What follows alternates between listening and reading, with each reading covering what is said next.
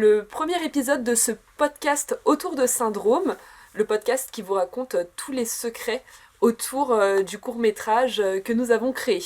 Alors moi je suis Claret Amandine et je suis actrice ainsi que cadreuse-monteuse du court-métrage. Salut à tous, donc moi je suis Zara Adjadj et je suis chargée d'être maquilleuse artistique et également je m'occupais aussi du son. Bonjour à tous, moi je suis Bella Jousselma et je suis celle qui était chargée du micro et de la lumière. Bonjour à tous, je m'appelle Thomas Hardy et moi j'ai été chargé d'être réalisateur et cadreur. Alors bonjour, moi c'est Pierre Bolto, donc j'ai pu faire le son, la lumière, j'ai aussi tenu un peu la caméra et j'ai aussi pour une très courte durée joué un des personnages même si je ne parle pas dans le film. Et j'ai aussi fait le montage. Donc tout d'abord, nous sommes ravis de vous présenter le court-métrage Syndrome. C'est un projet qui est né à la suite d'un projet universitaire. Ce court-métrage, ça a été un plaisir pour nous de le réaliser, même si on a rencontré quelques contraintes au niveau du temps, donc on n'avait que 2 minutes 20 pour le réaliser. Et fallait respecter certains formats qui nous ont été imposés par le Nikon Festival. On a rencontré aussi d'autres problèmes lors du tournage, lorsqu'il fallait avoir beaucoup plus d'espace et aussi au niveau de la lumière parce qu'un certain Thomas n'avait pas chargé la lumière, je précise. Je confirme, j'étais présent. Et je devais tourner des scènes seule et je devais l'utiliser la lumière. C'est pas une excuse, non, Thomas. je pense qu'il y avait une malédiction. C'était une malédiction dans sa chambre, tout ce qui était à base de batterie ne fonctionnait pas. Ouais, voilà. Ça c'est vrai. Du coup, ça a été une des grosses contraintes. Et voilà d'où est né notre court-métrage. Du coup, cette année, avec mon équipe, nous avons décidé de relever un défi, c'est celle de participer au Nikon Film Festival. Donc, notre film s'appelle Syndrome et il s'agit d'une fiction dans le genre de l'horreur. Chaque année, ce concours rassemble des talents du monde entier autour d'un format exigeant. Donc, comme l'a dit Zara, c'est 2 minutes 20 et pas 1 minute de plus. Donc, c'est un vrai défi, surtout pour des étudiants comme nous. On espère vraiment que notre court-métrage saura vous captiver et vous faire frissonner et vous surprendre. Et en ce qui concerne Syndrome, donc comme on l'a dit précédemment, c'est un court-métrage d'horreur qui surfe un peu entre le surnaturel et le super-pouvoir, car c'était donc le sujet du Nikon Festival qu'on devait respecter. Tu veux que je fasse le synopsis peut-être ? Allez. Alors vous avez peut-être vu le film, mais du coup le synopsis c'est une fille qui se réveille à la suite d'un bruit étrange un petit peu survenu en pleine nuit. Et comme elle est un peu perturbée, elle va aller dans la salle de bain se rafraîchir le visage afin de se calmer. Parce qu'en fait, depuis quelque temps, elle a le pouvoir de voir les esprits. Et c'est pas tous les jours facile pour elle. Cependant, en s'approchant du miroir, d'étranges marques vont apparaître sur son corps. Et donc, on laisse sous-entendre qu'elle serait en train de perdre le contrôle de son pouvoir. Donc comme vous l'avez entendu dans le synopsis, c'est pas non plus quelque chose de très clair, on vous donne pas toutes les réponses aux questions que vous pouvez potentiellement vous poser. Du coup, on a voulu beaucoup laisser à l'interprétation. On a une idée de ce qu'on a fait, peut-être que vous, en découvrant le court-métrage, vous aurez une autre idée de l'histoire qu'il y a derrière. C'est clair, on a un petit peu également menti dans le synopsis pour un petit peu tromper le spectateur également, en leur laissant vraiment sous-entendre que le pouvoir, attention spoiler, pour ceux qui ont vu le court-métrage, ça s'adresse principalement à vous. Mais si vous ne l'avez pas fait, allez le voir. Exactement, allez le voir. Donc on espère entendre vos points de vue, peut-être laisser des petits commentaires. Un petit like aussi, ça serait pas refus. Et surtout partager. Exactement. Mais du coup, le 20 janvier. Puisque c'est notre premier court-métrage, on en est très fiers. Et on aimerait pouvoir avoir vos avis, ce serait vraiment super intéressant pour nous. Ouais, et de savoir comment est-ce qu'ils ont réagi, du coup, comme je disais, à la suite de la découverte qui, en fait, quand on apprend que le super-pouvoir n'appartient pas à la femme, mais bien au mari, du coup. Spoiler. On a hâte d'entendre vos réactions. C'est vrai que même le super pouvoir, oui, on sait pas du tout ce que c'est, même jusqu'à la fin. C'est très, comme il a dit, ouvert à l'interprétation. Et jusqu'à la fin. Et à votre perception des choses. Et on vous dit pas le nom du super pouvoir. Devinez-le. Mais d'ailleurs, je me disais que peut-être ceux qui ont regardé le court-métrage ont peut-être des questions, notamment sur le fait de pourquoi est-ce qu'on a choisi le thème de l'horreur. Parce que en vrai, quand on parle d'un super pouvoir, bah, je me dis, c'est vrai que l'horreur, c'est pas quelque chose qui nous vient tout de suite en tête, surtout que c'est plutôt relié au surnaturel, en fait, l'horreur. Donc je me disais que ça pouvait être intéressant quand même de leur dire, ouais, pourquoi est-ce qu'on a choisi l'horreur et pourquoi pas notre première approche à l'horreur. Ouais, l'horreur, en fait, c'est une idée qui s'est propagée très rapidement. Déjà, le sujet super pouvoir, ça allait pas être évident pour nous, puisqu'on est des nouveaux créateurs, on n'a pas non plus énormément de compétences dans tout ce qui est logiciel, montage, effets spéciaux. Donc, chercher à avoir un sujet qui représentait vraiment les super pouvoirs comme un film de super-héros où il fallait voir les effets, on se disait qu'on n'aurait ni le temps ni les capacités pour le faire. Et c'est pour ça qu'on a choisi l'horreur, parce que c'est un thème où les films les plus terrifiants, pour moi personnellement, c'est ceux où on voit pas ce qui fait peur. Ouais, je suis d'accord. On joue beaucoup sur ce qui est pas dit, sur ce qui se voit pas, et la plupart des films, on perd tout le côté horreur dès qu'on voit les créatures à la fin. C'est comme dans... Je sais pas si je dois le dire. Conjuring. Ouais, dans Conjuring. Ouais, tu peux en parler. Donc le choix du thème horreur, ça a vraiment été un parti pris, mais aussi un moyen de nous aider dans la création. Parce qu'on avait, je vais pas dire qu'on a fait moins d'efforts, mais il y avait moins de travail et plus de travail au niveau de l'ambiance. De l'ambiance à donner que plutôt au visuel. Non, mais parce que franchement, je suis d'accord avec Zara, c'est vrai que les Conjuring, souvent on a le screamer et après on voit à quoi ressemble le monstre, puis après, le screamer ça surprend mais ça fait plus peur. C'est de vouloir faire quelque chose de très spectaculaire et de vouloir faire un monstre très très spectaculaire. Moi par exemple, en contrepartie de ça, le film qui m'a fait le plus peur dans ma vie, c'est The Grudge. Et The Grudge, on voit très très vite quelle est la personne derrière toute cette horreur, et on voit directement on voit clairement la dame avec ses yeux et sa longue robe blanche, et c'est quelque chose qui a été ancré dans le cinéma, le mythe de la dame blanche, et pour moi c'est ce qui me fait le plus peur. Mais pourtant c'est pas ce qui est le plus terrifiant, c'est pas un monstre à peine reconnaissable, à peine humain. Que des souvenirs, la dame blanche, que des souvenirs.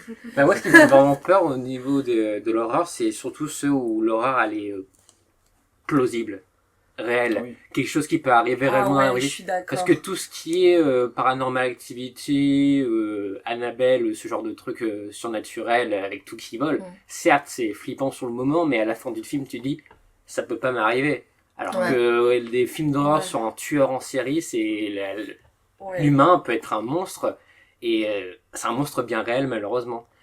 Pour moi, c'est l'horreur psychologique, le meilleur horreur qui soit. Je suis totalement d'accord avec toi. Mais d'ailleurs, du coup, on parle un petit peu de tous les ressentis qu'on a eus, mais c'est quoi pour vous la première expérience que vous avez eue par rapport à l'horreur ?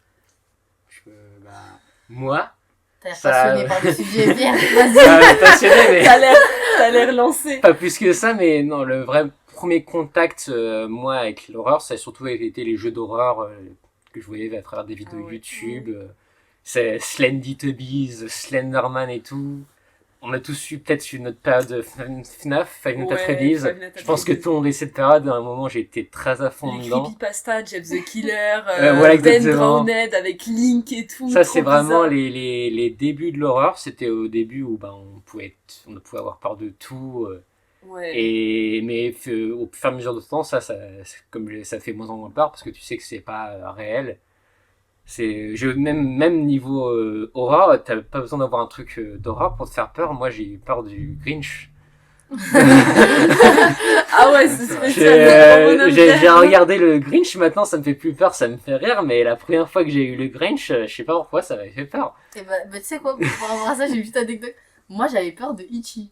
Non, mais pour de vrai, non mais je vous promets que j'avais peur de Itchy, mais vraiment au premier degré. J'avais grave peur. C'est vrai qu'il a une seule gueule. J'avais super peur quand j'étais petite. D'ailleurs, film pas d'horreur mais qui vous ont fait peur, ça c'est un bon sujet. Non ouf. Le premier film d'horreur d'enfance surtout qui m'a fait peur, c'est Coraline.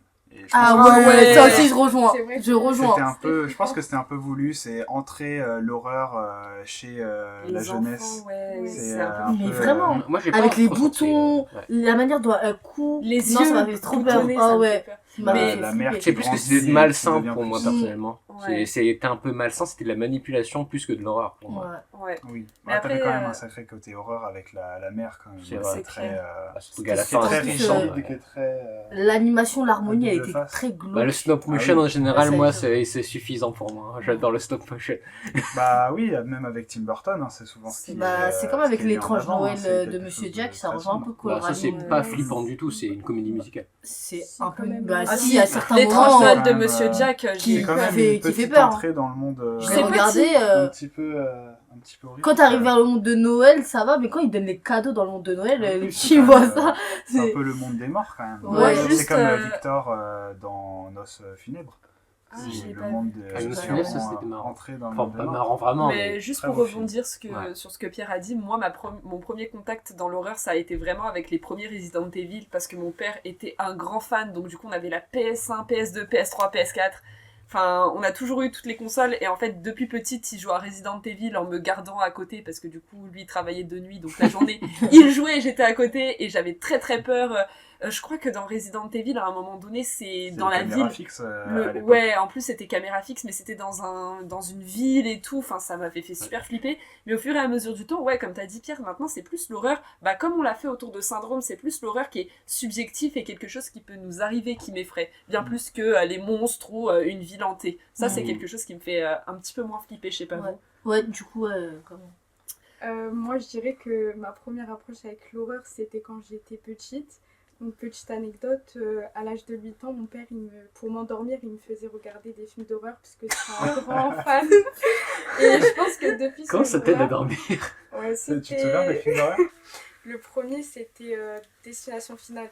Ah Et ouais, après, c'est il m'a fait Ah, peur en plus. attends, J'avais non, 8 quand ans. même pas. J'avais 8 ans et ma mère, elle l'a engueulé, mais... Ça m'étonne pas, hein. Ouais.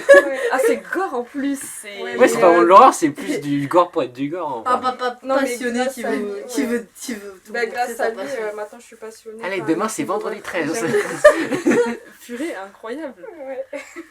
Ah ouais. Mais j'aime bien un peu... en fait, je trouve que ce qui fait l'horreur aussi dans les bons films d'horreur, c'est toutes les subtilités qui entourent les films... Enfin, qui sont dans les films d'horreur. Genre, le fait qu'après, on a plein de théories autour des films, et quand on regarde, on se rend compte que c'est encore plus terrifiant, à quel point tout a été calculé. Si bien que moi, personnellement, c'est limite les réalisateurs qui me font peur. Quand je vois comment ils ont tout C'est calculé. comme les de A à théories Z. du complot en vrai. Mais Tu vois, de c'est grave ouf. passionnant. Mais du coup, pour faire honneur à ça, nous-mêmes dans notre court-métrage, on a décidé de caler quelques petites... Enfin vraiment des petites subtilités que les spectateurs peuvent s'amuser à retrouver.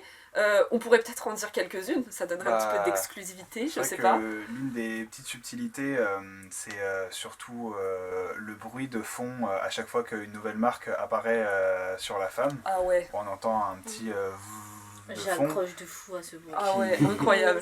qui représente, qui essaie de représenter la présence du mari. En fait, Ouais. à chaque coup, donc ça c'est une des interprétations possibles, sans doute la plus grosse du court-métrage Ouais. Le Syndrome. stress, la boule au ventre un peu. Ah ouais. Voilà. Et donc à chaque fois qu'elle se regarde à nouveau dans le miroir et qu'elle se voit avec ses blessures, ce son revient pour se taire au moment où la porte est fermée Ouais, et revient de manière beaucoup plus intense au moment où elle est face à lui. Et plus elle s'approche de lui et plus c'est Intense. percutant et intense. ouais, Percutant comme tous les sons qui précèdent justement l'ouverture de cette porte, où on représente un petit peu chaque coup qui est donné sur la porte mais aussi sur sa peau, ouais. avant qu'il ouvre la porte et qu'elle n'ait plus aucune marque, quoi. Ce qui est voulu, hein, c'est pas un problème... De faux raccords c'est pas un et faux tout. raccord. Non.